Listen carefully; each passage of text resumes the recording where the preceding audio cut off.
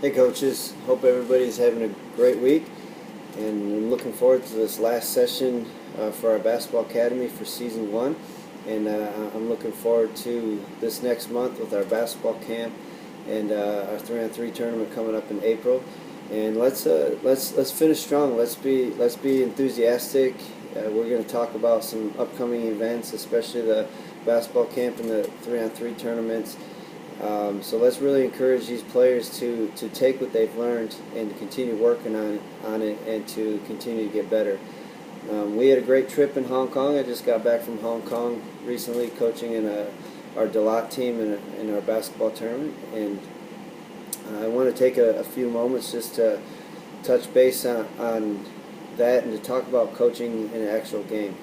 A lot of times coaches feel the pressure when it's game time, and that they need to do something special and magical to make their team win. Well, basketball is it's a game where you could come out one night and a team could shoot 70%, and no matter what kind of adjustments you make, they're just on fire, and it's hard to beat a team that shoots that well. And I think one of the most important things as a coach, especially in a game situation, is to not get frustrated by events like that, and to maintain a steady mind. And what helps maintain a steady mind is preparation before the actual game. And any good coach will say the same thing, that winning is done in the off season. So now when we're doing basketball academy and we're training players, that's when you start molding your team into a winning team. You have to build the tools necessary to build the fluid engine during the season to be able to function properly.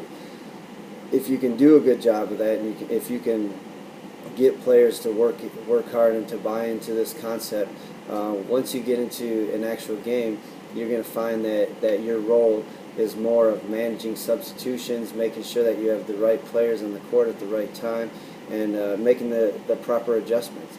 And we had a situation where we played a team. This is the first time all year that we've played a team that was actually faster than us. And we actually got an opportunity to play them twice.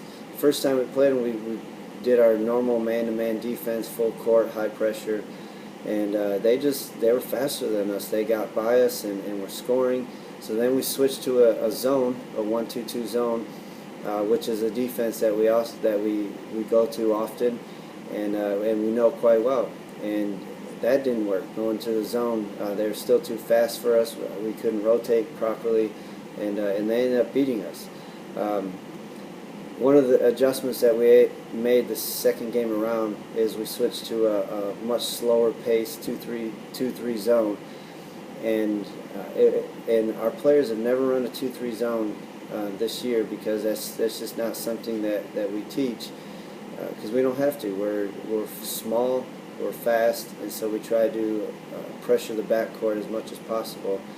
And but because of our off-season training and our skill development, and the molding of our players' basketball IQ in the off-season, we were able to make that adjustment, and our players were able to run a 2-3 zone perfectly, and we were able to literally have a 52-point swing.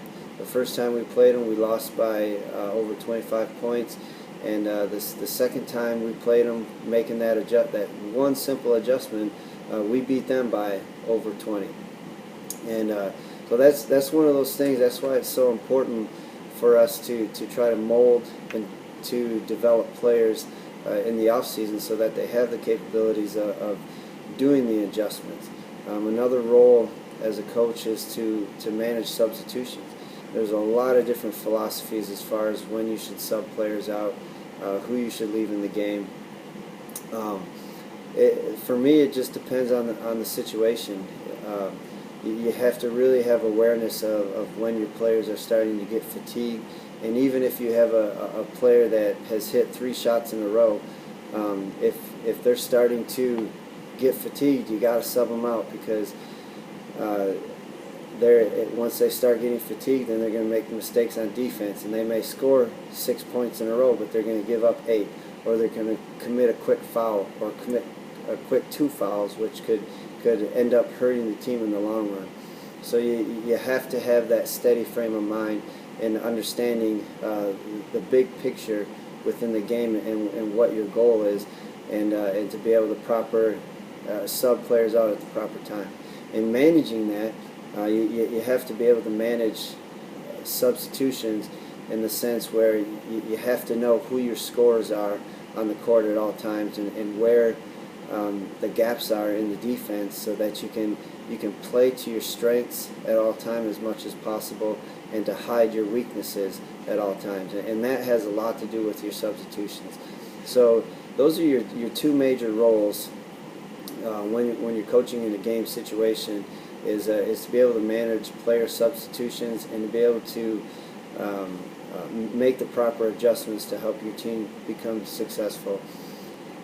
If we do a good job in this basketball academy throughout the year, we're going to train players that are going to be smart enough to understand situations as far as what to do in a double team, understand situations of when a defender turns his back to attack the goal.